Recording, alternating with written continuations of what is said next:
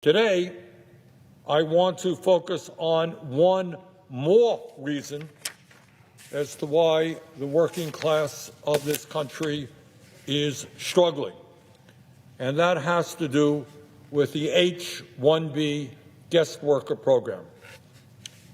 Madam President, Elon Musk, the wealthiest man in the world with a net worth of nearly $430 billion, and other multi-billionaires in the high-tech industry claim that the H-1B federal guest worker program is vital to our economy because of the scarcity of highly skilled engineers and other technology workers in the United States. In other words, what they say is they are trying desperately to find just highly skilled American workers to do their jobs, just can't find them, just not there. And in my view, Musk and the other billionaires who are strongly supporting the H-1B program are dead wrong. American workers are there, they're just not looking for them. In my view, the main function of the H-1B program is not to hire the best and the brightest. That's the theory. We've got to bring in the best and the brightest to help our companies function and grow wealth in America. That's the theory. But in truth, the reality of what the H-1B program is to replace good-paying American jobs with hundreds of thousands of lower-paid guest workers from abroad who are often treated as indentured servants. The cheaper it is to hire guest workers, the more money the multi-billionaire owners of large corporations make. In other words, this program is not only grossly unfair to American workers, many ways unfair to foreign workers as well. We need an economy that works for all, not just the few. And one small but very important way forward in that direction is to bring about major reforms to the H-1B program in order to benefit American workers. And that is why I have filed an amendment to the Lake and Riley bill that we are debating this week that will do just that. And I hope very much that the leaders agree on allowing that amendment to be debated and voted upon. Madam President, as we go forward in this new session of Congress, I would hope very much that there will be a serious focus on the crises facing the working families of our country. Madam President, we are the wealthiest nation on earth. In fact, we are the wealthiest nation in the history of the world. And yet today, while we have more income and wealth inequality than we have ever had, 60% of our people live paycheck to paycheck. The life expectancy of working people is far below that in other wealthy countries. 85 million Americans are uninsured or underinsured. Some 800,000 Americans are homeless. 25% of seniors are trying to survive on $15,000 a year or less. And we have the highest rate of childhood poverty of almost any major nation on earth. Further, we remain, shamefully, the only wealthy country not to guarantee health care to all people as a human right. Meanwhile, Madam President, while working families struggle to put food on the table and pay their bills, the wealthiest people in our country have never, ever had it so good.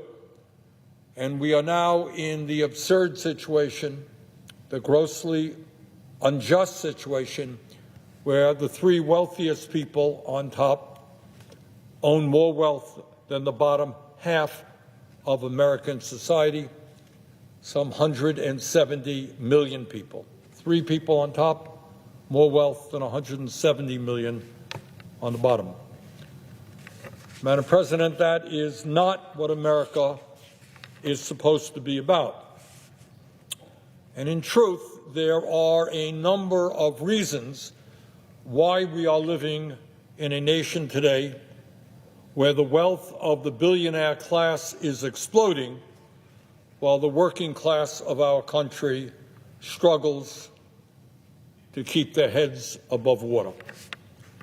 There are many causes as to why, despite a huge increase in worker productivity, real weekly wages for the average American worker are less today than they were 50 years ago. Real weekly wages less than they were 50 years ago. And why during that period there was a $50 trillion transfer of wealth from the bottom 90% to the top 1%. Now, a lot of the reasons as to why the very rich are becoming richer and working class families are struggling has to do with disastrous trade policies, which have resulted in the loss of millions of good-paying jobs. The failure of Congress to raise the minimum wage to a living wage is another reason why millions and millions of workers today are forced to try to survive on starvation wages. And furthermore, we are seeing and have seen aggressive and often illegal union-busting activities on the part of major employers. All of those reasons and more are issues that we have got to deal with. According to the Economic Policy Institute, between 2022 and 2023, the top 30 companies using the H-1B program laid off 85,000 American workers, while simultaneously bringing in over 34,000 guest workers from abroad. In 2019 and 2020, 85% of H-1B visas were awarded to entry-level and junior guest workers who are paid between 20 to 40% less than American workers in similar occupations. So, number one, it is simply not true that the H-1B program focuses on the very rare and highly skilled workers that American companies cannot find.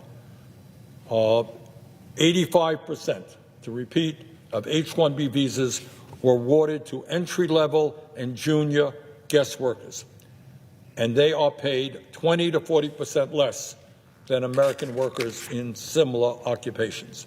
And let me just give you a few examples as to how unfair the H-1B program is. In Dallas, Texas, H-1B software developers are making $44,000 less than American workers doing the exact same job. This is from information from the U.S. Department of Labor. In Houston, Texas, H-1B accountants, I did not know, to be honest with you, that we had a scarcity in accountants, but be that as it may, H-1B accountants are paid nearly $40,000 less than American accountants doing the exact same work. In Santa Barbara, California, H-1B workers who are hired as computer system engineers make just $45,000 a year. Does that sound like the kind of salary that would bring forth some extremely highly skilled people for jobs that American workers cannot fill? Madam President, you tell me, why would a corporation hire an American computer systems engineer at a salary of $110,000 a year when it is $65,000 cheaper to hire an H-1B worker for that same exact position? That's basically what this whole debate is about, and that is that large corporations are paying foreign workers substantially lower salaries than they are paying American workers. Madam President, if you want to know why multi-billionaire owners of high-tech companies love the H-1B program so much, that is the reason why. They are using this program to substantially undercut the wages of American workers. Moreover, Madam President, there are estimates that as many as 33% of all new information technology jobs in America are being filled by guest workers.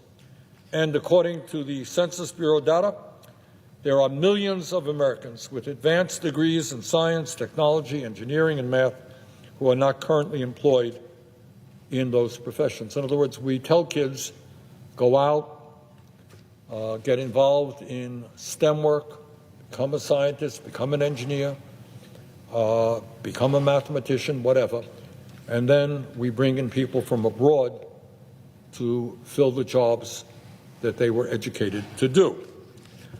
Adding insult to injury, half of the top 30 H-1B employers are companies whose major function in life is to outsource jobs, known in the industry as body shops. In other words, the same companies that are involved with supplying American companies with cheap foreign labor at home are the same exact companies that provide even cheaper labor to corporations when they move abroad. They are two sides of the same coin.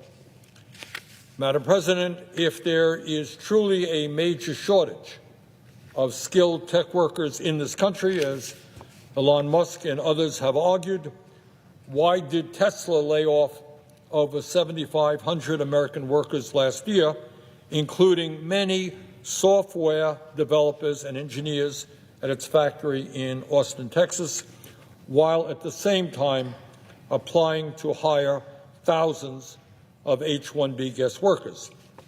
If these jobs are only going to the best and the brightest, why has Tesla employed H-1B guest workers as associate accountants for as little as $58,000 a year, associate mechanical engineers for as little as $70,000 a year, and associate material planners for as little as $80,000 a year? Now, Madam President, I will admit I am not a rocket scientist, but to my mind, those occupations don't sound like highly specialized jobs that are primarily for the top 0.1%, as Mr. Musk claimed last month.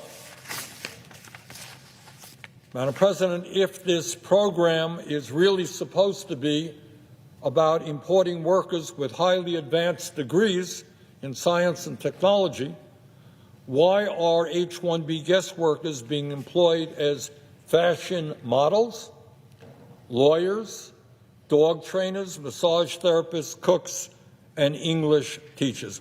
One might think that in the United States of America, we could find English teachers and not need to bring in people from abroad. And further, does anyone really believe that in America we do not have enough lawyers and need to bring in more attorneys from abroad? Madam President, at a time of massive income and wealth inequality, we need fundamental changes in our economic policies. Let me very briefly describe what this amendment does in terms of reforming the H-1B program. First, this amendment would double the major H-1B fee that corporations pay before they can hire guest workers from abroad. This provision would generate over $370 million in revenue each year. And what would we use that revenue for? Well, it would be used to provide nearly 20,000 scholarships each and every year for American students pursuing advanced degrees in science, technology, engineering, math, and other fields vital to the competitiveness of our nation. If the members of this body truly believe we need H-1B visas in order to compensate for a shortage of skilled American professionals, this amendment will attract tens of thousands of America's best and brightest young people into those fields. Second, this amendment requires corporations to substantially increase wages for the jobs they need before they would be allowed to hire H-1B guest workers. Specifically, this amendment would raise the prevailing wage for the H-1B program to at least the median local wage. In other words, if the H-1B program is truly meant for the best and the brightest, it should not be used as a tool to undercut the wages of highly skilled American workers, and that is what this amendment would prevent. Third, this amendment would prohibit corporations from replacing laid-off American workers with H-1B guest workers from overseas.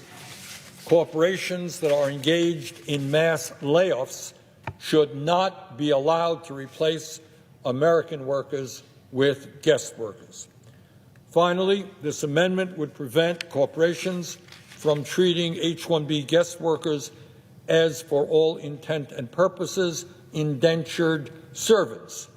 Under current law, H-1B guest workers are often locked into lower-paying jobs and can have their visas taken away from them by their corporate bosses if they complain about dangerous, unfair, or illegal working conditions. That is unacceptable, and that has got to change. This amendment would make H-1B visas portable and give guest workers the ability to easily change jobs. Madam President, Mr. Musk and Mr. Ramaswamy and others have argued that we need a highly skilled and well-educated workforce. I agree. But the answer is not to bring in cheap labor from abroad through the H-1B program. The answer is to hire qualified American workers first and to make certain that we have an education system that produces the kind of workforce that our country needs for the jobs of the future. Bottom line, it must never be cheaper for a corporation to hire a guest worker from overseas than an American worker at home. And that is what this amendment is all about. Madam President, let's be clear. 30 years ago, the leaders of corporate America, the political establishment in both major parties, and the editorial boards of the most influential papers in our country told us not to worry about the loss of millions of blue-collar manufacturing jobs that would come as a result of unfettered free trade agreements like NAFTA and permanent normal trade relations with China. Don't worry about the loss of those jobs. And the reason they told us not to worry is that that job loss would be more than offset by the many good-paying, white-collar information technology jobs that would be created in the United States. Yes, they said, you'll lose blue-collar manufacturing jobs, but not to worry, we will create zillions of good-paying, white-collar information technology jobs. I personally, who was a member of Congress at that time, never believed that, and I helped lead the effort against NAFTA and PNTR with China. Unfortunately, I and the many others who opposed those trade agreements were proven correct. NAFTA and PNTR cost us millions of good-paying manufacturing jobs as large corporations shut down here in America and fled to China, Mexico, and other low-wage countries in search of cheap labor. And what about all of those great high-tech jobs that supposedly were going to be created? Well, That didn't quite happen either. As a result of the H-1B guest worker program and other guest worker programs, major corporations are now importing hundreds of thousands of lower-paid guest workers from abroad to fill the white-collar technology jobs that are currently available.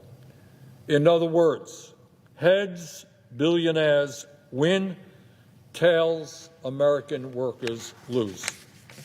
In my view, we can and must change that reality. And a good place to start would be to pass this amendment and put American workers first. Multi-billionaires in big tech should not be allowed to hire guest workers to fill entry-level and mid-level information technology jobs. Those jobs should be going to American workers who have, among other things, the constitutional right to form unions and collectively bargain for better wages, benefits, and working conditions. Madam President, I will be asking for a roll call vote on this amendment, and I hope very much we can get it to the floor. In my view, the time has come for the American people to know which side their senators stand on this issue. In order to accomplish that goal, I very much appreciated the statement that Majority Leader Thune gave on the floor of the Senate last November about the need for more amendment votes in the Senate. And here is what the Majority Leader said on November 14th with respect to the amendment process. Quote, all members of the Senate, and not just the members of a particular committee, should have a voice in final legislation through amendments on the floor. Members should assume that amendment votes will be the norm. That will mean taking tough votes at times, but that is part of our jobs, end of quote. And I would very much agree with Majority Leader Thune. The truth is that in the past, whether it's been Republican leaders or Democratic leaders, no one debates that the amendment process has been thwarted. And I hope we will see a new opening here where people will be allowed to offer amendments, take tough votes. That's what we were elected to do. Madam President, on that note, I thank you and I yield the floor.